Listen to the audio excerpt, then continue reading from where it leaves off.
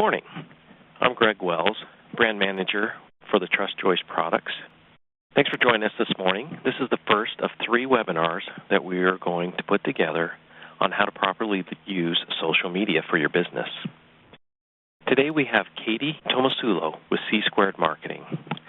She's been in the field for a long time. She has extensive experience and understanding of social media and how you can best use it to improve the exposure of your company. So thanks for taking the time again today. At this point, I want to go ahead and turn it over to Katie. Katie? Good morning. Thanks for the introduction, Greg, and thanks to everybody on the phone for joining us. We are excited to be offering you a little bit of insight into social media for building material dealers. We know it's still an area that a lot of dealers are struggling with, so we wanted to offer you some insights that will help you get a grasp on what it is and hopefully start using it successfully. So really quickly, a little bit about us. Greg is the marketing manager for Weyerhaeuser Wood Products, and I am the PR and social media manager for C Squared Advertising. C Squared specializes in the building products industry. We have a range of clients, including Weyerhaeuser, as well as a brick manufacturer and a pipe manufacturer and several others. And I'm pretty familiar with the types of problems that dealers face. I was an editor for 11 years, including 7 years on Pro Sales magazine. So I'm a little bit familiar with some of the day-to-day challenges that dealers face. So as we mentioned, this is part 1 of our 3-part series on social media. This session is really going to be covering the basics, what you need to know to make a decision as a brand to jump into social media, and a brief overview on why you should be doing it, a look at some of the key platforms, and I'm also going to address some of the risks that you'll face and the burning questions that we get. And then we're going to dive a little bit deeper into more details in parts 2 and 3 of the webinar series, which we'll send you links for after the session. And to let you know, we will be sending out a PDF of this session once it's over. So as a social media manager, I get a lot of what I call burning questions from my clients, and I'm going to address 2 of those right up front.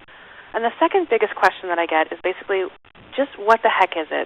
A lot of people have an impression that social media is just about sharing what I had for breakfast, oversharing pictures of my kids, and for a lot of people that's what it is. But luckily for us as marketers, it's become a lot more than that. It's become a whole new way of interacting with each other, both friends and friends and companies. And it's no longer just for consumer brands like the Coca-Colas of the world, but it's really become a tool for B2B businesses, including building product manufacturers and dealers.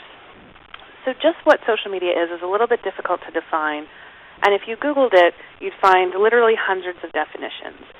So this is the definition that C Squared has come up with based on our experience and some other definitions that we've seen. And I won't read through the whole thing, but I've highlighted the key words: community engagement, sharing, and interaction. Social media is just that. It's social. That is the heart of social media. A website is about pushing information out there, us telling them stuff and that information being received. Social media is more about push-pull. We're telling people things, but they're also telling us stuff either in response to what we're putting out there or even unsolicited. That interaction is what makes it scary, but it's also what will make you successful on social media. And contrary to what people think, it's also not just Facebook. A lot of naysayers think it's just Facebook, but in reality, even those most adamant against social media have probably participated in it in some way.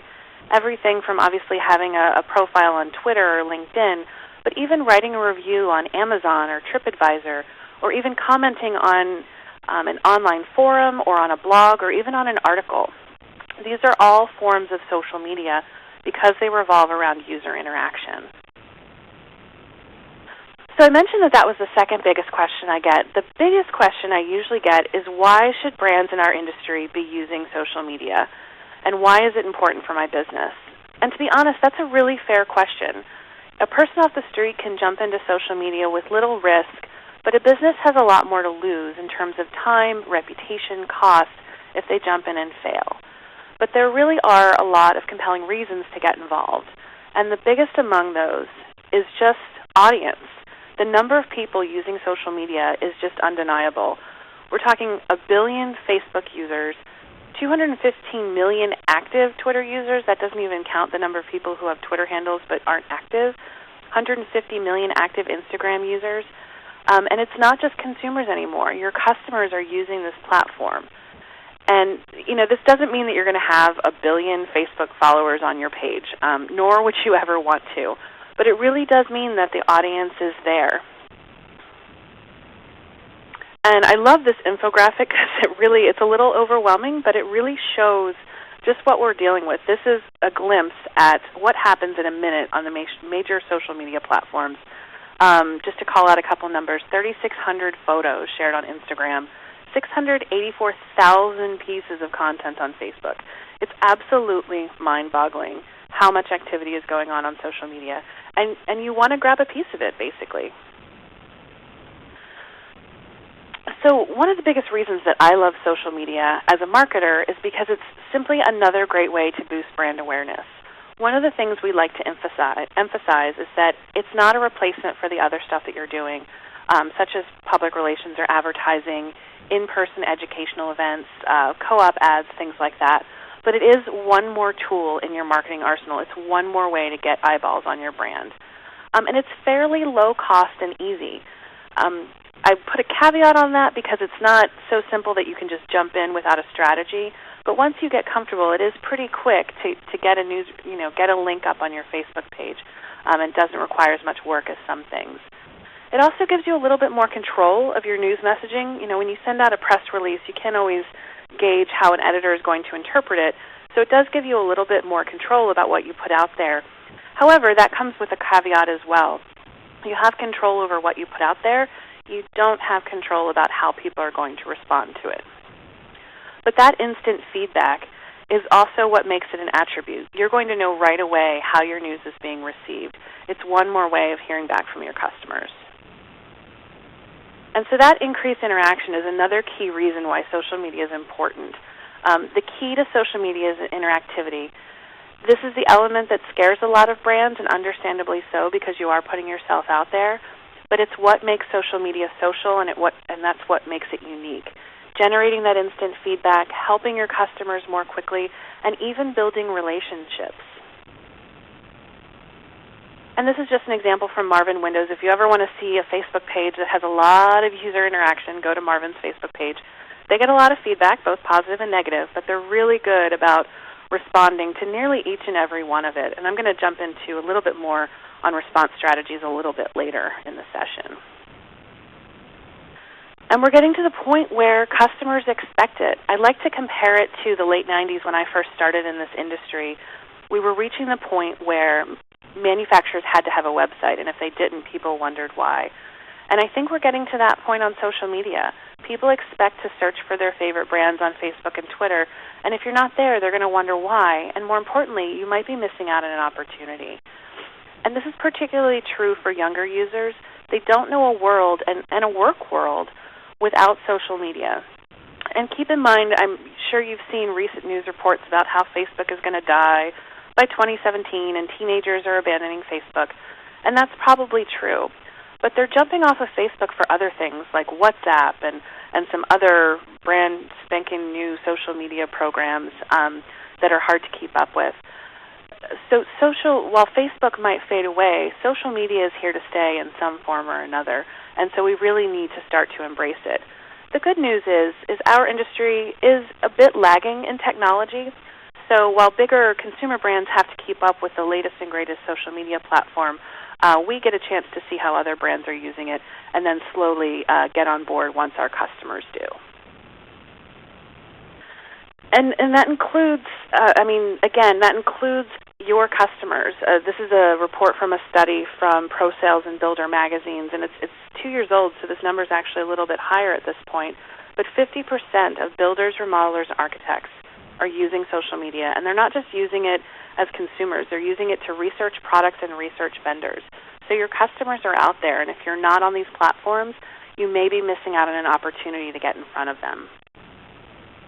And these are just two anecdotal quotes I saw in an LBM Journal article, and I won't read them all to you, but I've highlighted a couple of the key phrases. It's a great way to give your brand a voice and engage. It drives web traffic. It helps us increase our brand awareness. Those are pretty powerful statements. But Ginger's comment does note that it's not their sole source of traffic. Again, it's not a replacement for the other things that you're doing, but it's one more driver back to your website. So I want to jump through what we consider to be the key platforms for construction brands. And the biggest three by far, the ones you're most likely to find your customers on, are Facebook, Twitter, and LinkedIn. Again, our industry is notoriously slow, so these three platforms were embraced long ago by big consumer brands. But in our industry, this is probably where you're going to find the most people. And then that second and third tier are all what I consider to be on a case-by-case basis. A lot of your peers are finding success on these platforms. If you're doing video, you definitely want to be on YouTube, no question. Houzz and Pinterest, Houzz especially, has just become a social media giant. I definitely encourage you to look into that. Things like Pinterest and Instagram, those are worth evaluating on a case-by-case basis. For example, Foxworth Galbraith Lumber is doing a great job on Pinterest. They're really finding a way to make it work for them. So those are things that I recommend you look into. The biggest thing that I recommend when you're evaluating these platforms is to be a user of social media. By being a user and a consumer of social media, you're going to see what it's like, what your audience is seeing, and what you like as a user. And that will help you better evaluate what tools you might be able to apply as your brand. So I'm going to jump through a brief explanation of what some of these major platforms are, and some of you are likely familiar with the basic structure of each one, but I'll give a quick overview for those of you who aren't familiar. So on Facebook, we know that users follow their friends, and they can also follow brands, and whenever those friends or brands write a post, it shows up in that person's news feed. And again, it originated, on a college campus, and then it became a consumer thing, but it's really become a business tool for marketers. And this is just a glimpse, again, for those of you who aren't familiar, of what a person's news feed looks like. This is a screen grab of mine from a few months ago, and you can see there's a post from Architect Magazine. There's a post that showed up from King 5, which is a local TV channel here. Those are examples of two brands that I follow. And then below that is a post from a friend. The other reason I like to show the screen grab is it gives you an idea for just how busy a news feed is and how important it is to catch their attention. And we're going to get into some strategies on crafting eye-catching posts and other strategies like that in part 3 of the webinar series. Typical ways that dealers are using Facebook is obviously to post company news, but they're also using it to post other industry resources. One of the biggest recommendations we have is that it can't purely be self-promotional. Yes, you want to talk about yourself, but you also want to position yourself as a leader and a resource by posting links to helpful industry articles, things that aren't directly back to your website, but that still apply to the industry. When you post content like that, it makes you look more valuable in the eyes of your customers and your followers, and they're more likely going to be paying closer attention to what you're saying. Other things that folks, are typical to post, photo galleries. Photos do really well with Facebook's behind-the-scenes algorithm. Photos are one of the top attention getters. Videos. And then you also can do things that generate feedback in a proactive way, whether it's asking questions, asking feedback on new products. All of those ways can increase your interaction, which again, the more interaction you get, the better you'll do on Facebook. And this example from Foxworth Galbraith is an example of resourceful content. They linked back to a Houzz post on this beautiful, beautiful porch. And these are two more examples. These are from Weyerhaeuser specifically. On the left is an example of company news or promotional content. They announced about an award that the flak jacket product had won. And then on the right side is an example of more resourceful content, which is a link to some housing market information. So that kind of mix of content is going to help you be successful and really capture people's attention. If it's too self-promotional, they might start to glaze over what you're saying. So the second of what I call the big three would be Twitter. And for those of you who aren't familiar with Twitter, Twitter is a lot like Facebook in that it acts like a giant news feed. You follow your friends, you follow your peers, follow brands and other companies, even your competitors, and what they post shows up in your news feed. The biggest difference is that Twitter is more about words and less about images than Facebook is. And the biggest difference is that your posts are limited to 140 characters. So you really have to have good content and catchy headlines to catch people's attention. For the most part, people are following a lot more people on Twitter than they are on Facebook. So again, having good content is going to be key to catching their attention in their constantly updating news feed. Twitter has become hugely popular in our industry, and it's a great way to expand your follower base beyond just your customers. You'll find that you have a lot of followers who aren't your direct customers and may never be your direct customers, but they're probably connected to folks who are. And so if you're putting good content out there and they're forwarding it to their followers, there's a chance that you will be reaching your customers in that way. So Twitter's a lot of fun in that way, in that you're going to find a lot more interaction for the greater part of our industry. Typical ways that dealers are using Twitter, again, similar to Facebook, posting company news, posting industry resources. For Twitter, I recommend an even higher percentage of resourceful content, again, because you're likely targeting a greater portion of the construction industry than maybe your Facebook page does. I recommend an 80 to 20% resourceful content to self-promotional content mix on Twitter. You can also interact with customers and prospects by using things like retweets and replies. And then you can also use Twitter to stay alert on trends. By following other people in the industry, you're going to see what the big buzz is about. What are the big trends? What are people talking about? What's coming out of trade shows that people are reporting from the floor? And these are just 3 examples of 3 lumberyards and what they've posted. The top is a self-promotional item about an upcoming event. The second from Ganal is a resourceful link to some tips for your workshop. And then the third is an example of an interaction. They replied to another Twitterer and answered their question about some pricing. So those are just 3 kind of snapshots of the ways that dealers are using Twitter. And then finally, of the big 3 is LinkedIn. And there's actually 2 ways that brands can be using LinkedIn. I like to call LinkedIn the Facebook for professionals. It's the place for you to have your work life, to put your experience, and to network with others. And one thing I like to tell companies is don't be alarmed if your employees are on LinkedIn. It doesn't necessarily mean that they're job hunting. LinkedIn is a great place to ask questions of your peers and to network. It's not automatically about shopping for a career, even though that is a significant portion of it. And so ways that manufacturers are using it, again, in 2 ways. The first and foremost is to have a company brand page. And if you have any employees on LinkedIn, you actually already have a company brand page. You just might not know it. So you want to make sure you get onto that brand page, make sure you've got your logo and information about your company, because that's the front where potential new employees, partners, vendors are going to look for information about you.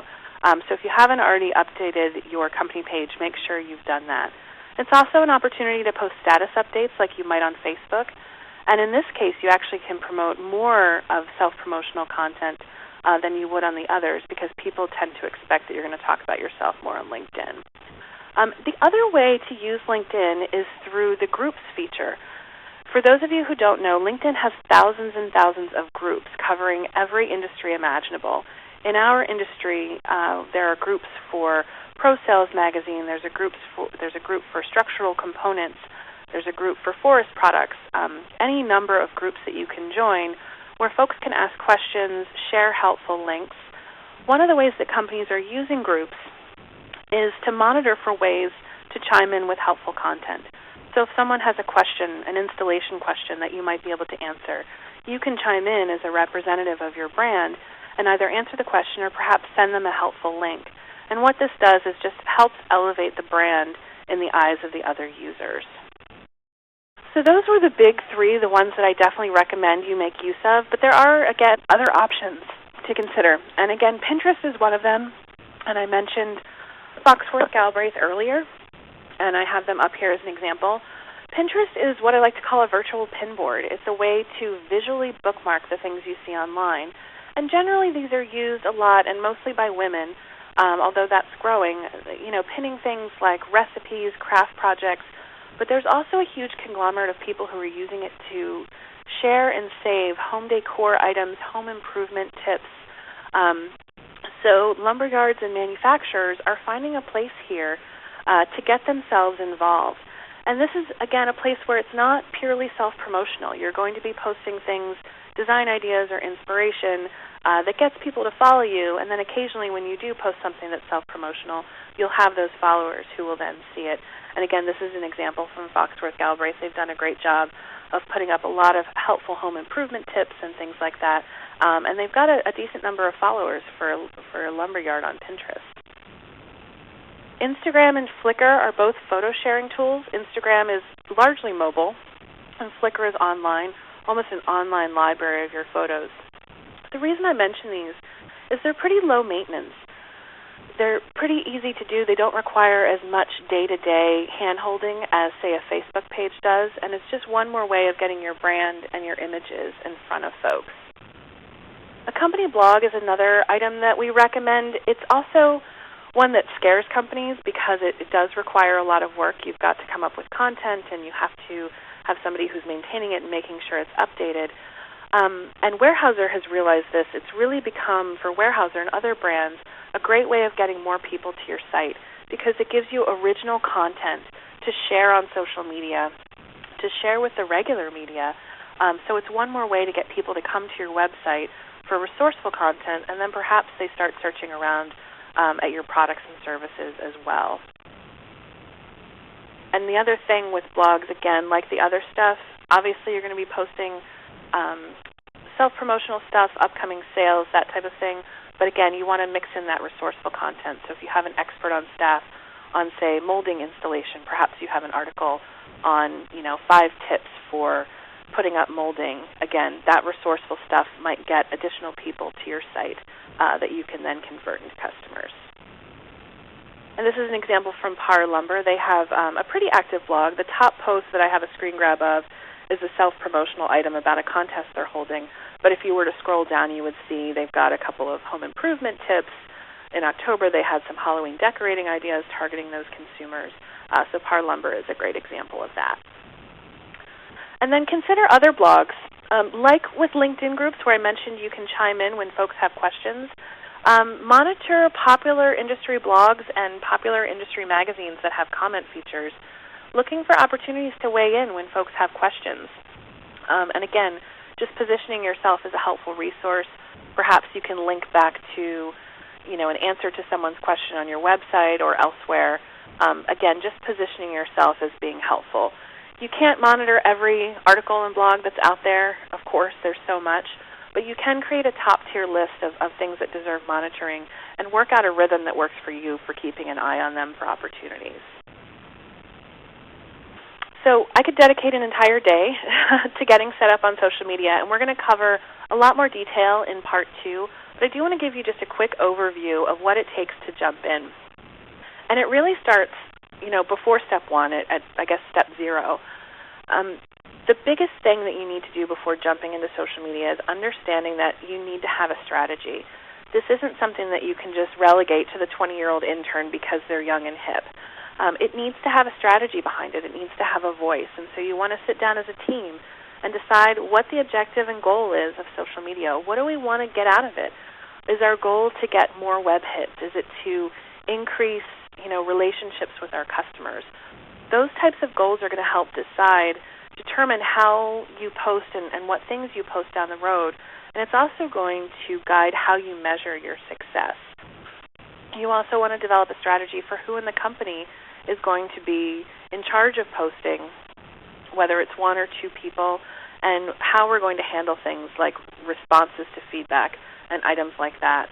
And you also want to create a social media policy for your company, not only dictating whether they can use social media on company time, but also establishing who's allowed to post on behalf of the brand.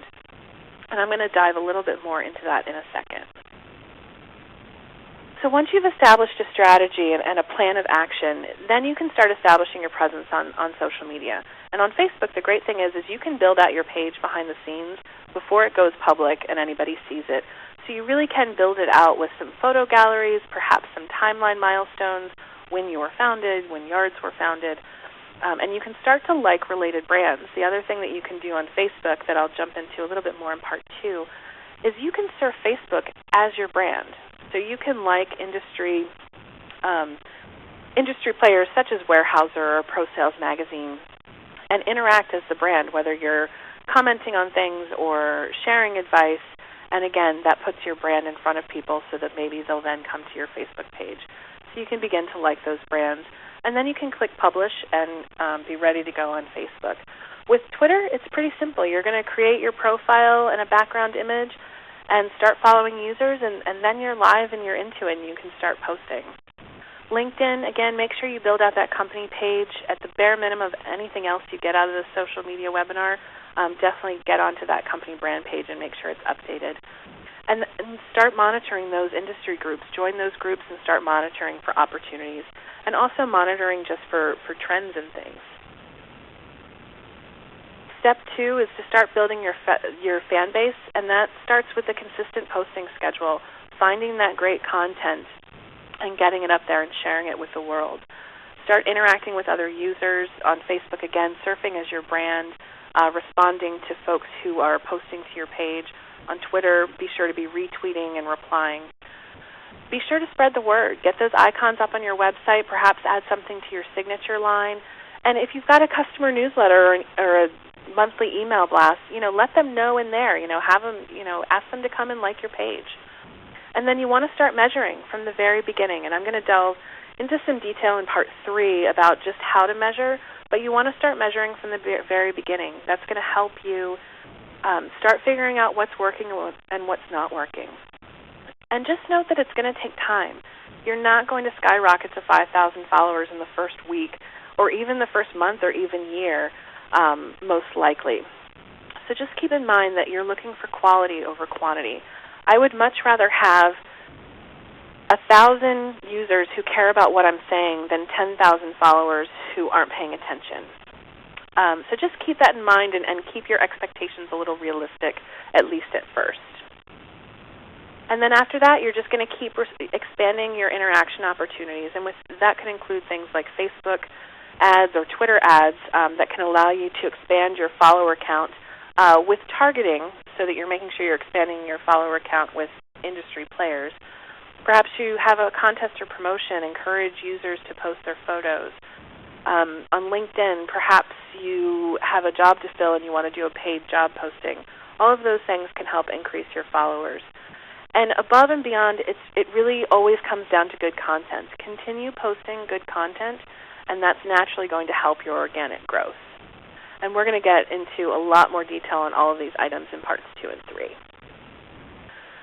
So I know that social media brings up a lot of trepidation with companies, and again, rightfully so. You're putting yourself out there, and you're adding another job to your already maxed out employees.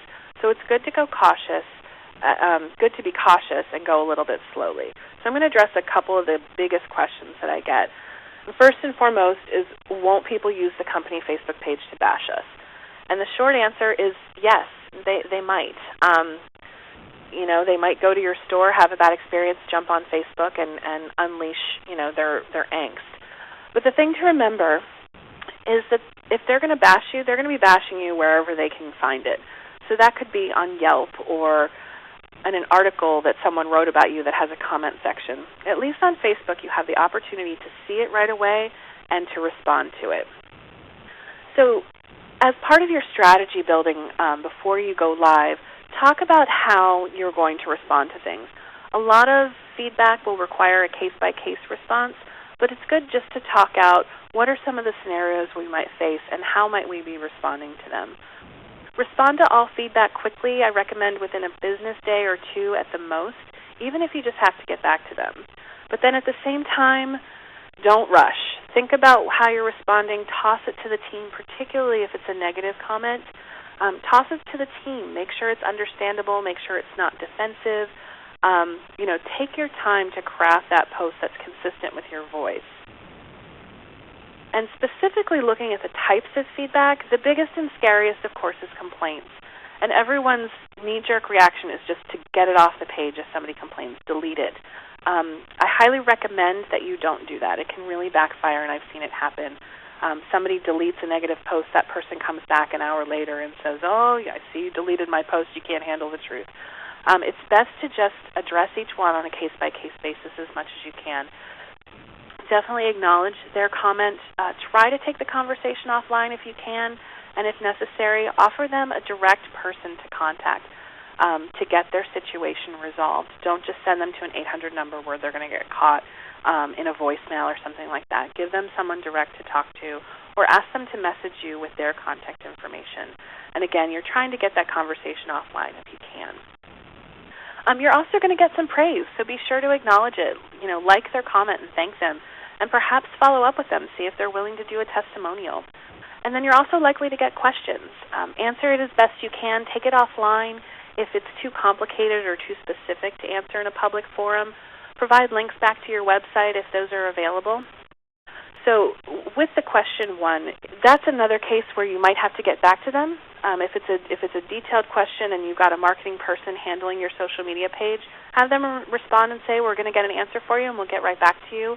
And then formulate that answer and, again, provide a link back to your website where they can get more information if need be. And, again, provide some contact information if that answer is too complicated to answer on Facebook. So another burning question is, isn't it a time suck? And unfortunately, the answer to that is also yes, it really can be, especially when you've got folks who are already maxed out on stuff to do. But there are some things that you can implement to help ease it a little bit.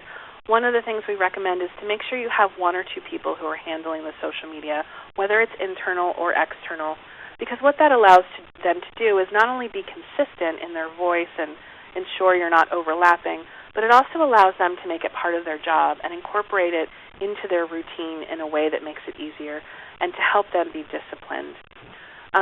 Use an editorial calendar, and this is an example that I did for a client last year, where you can plot out some content that you know you have throughout the month.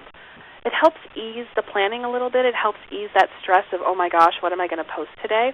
And then in all those gaps is where we'll put breaking news or other items. But it just eases that burden a little bit because you're planning ahead. There are a lot of time-saving tools out there. My favorite is Hootsuite that I use for Twitter and Facebook, but there's a number of others, including TweetDeck and some others. I encourage you just to find the one that works for you. What those tools do is they allow you to see all your platforms at once. They allow you to schedule posts and all kinds of things that help you manage your time a little bit better. I do discourage cutting corners, such as auto-posting. You can, have a Facebook post go automatically to Twitter.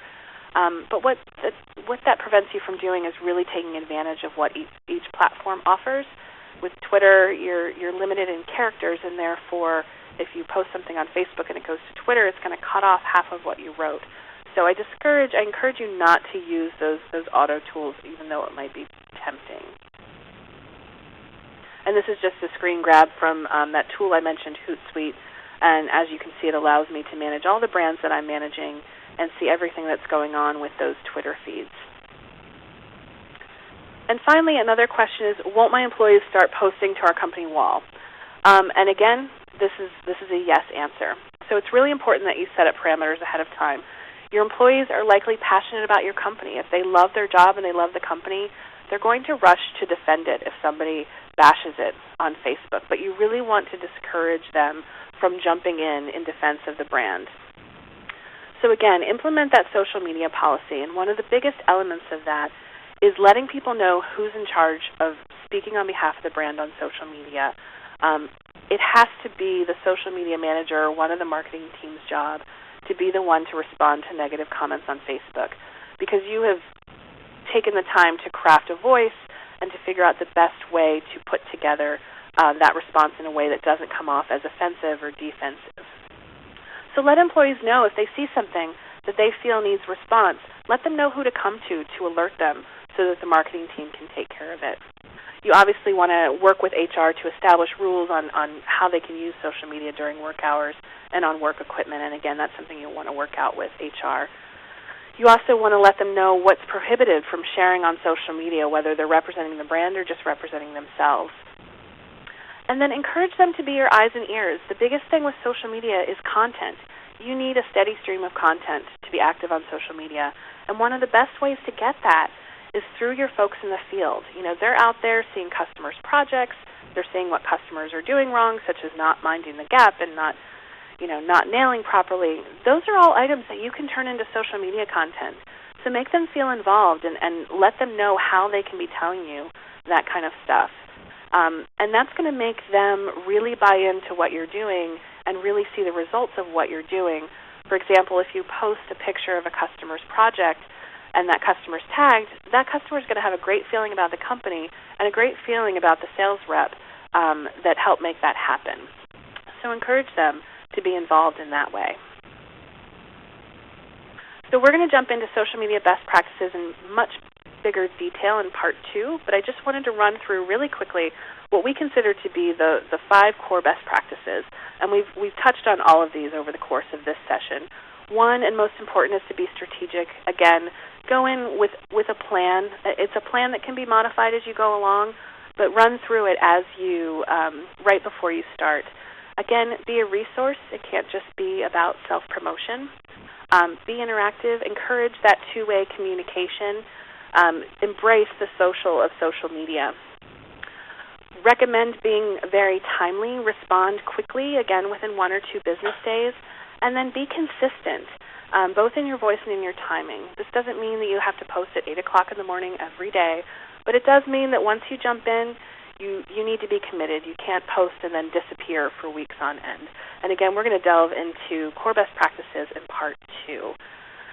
And so part 2 will be held on February 18th or February 19th, and we'll send out a registration link. We're going to delve into those best practices and how they apply across platforms, and we're going to get you started on developing a content strategy.